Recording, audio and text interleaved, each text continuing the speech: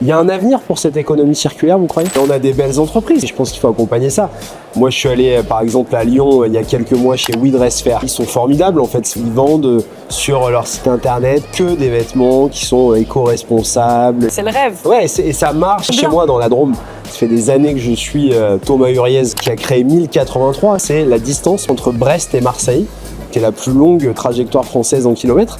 Et en fait, il a voulu recréer un jean 100% made in France, mais il se bat depuis des années, mais c'est hyper dur pour ces entreprises-là. Et il y en a beaucoup d'autres. Il y a un avenir pour cette économie circulaire, vous croyez? Oui, et j'allais dire c'est dur, mais c'est moins dur pour eux que pour les autres en ce moment. C'est-à-dire que les marques comme 1083 ou We Dress Fair d'ailleurs, qui économiquement va très bien, finalement sont moins dépendantes du marketing, des saisons, des stocks qu'on déstocke avec des moins 50, des moins 70%, des coûts d'acquisition pour se jouer des coudes en fait sur le marché digital parce qu'ils ont moins de concurrence et qu'ils ont des consommateurs et consommatrices qui ont compris leurs valeurs, qui soutiennent ce modèle. Donc finalement, non seulement ça existe et il y a un avenir, mais en plus c'est clairement un avenir qui est salvateur, collectif. Contrairement à ce qu'on nous explique en permanence, il n'y a pas un modèle qui nous est imposé et face auquel on ne peut rien faire. Cette fast fashion, on l'a démontré, illustre à la fois toutes les dérives d'un modèle avec ses surproductions,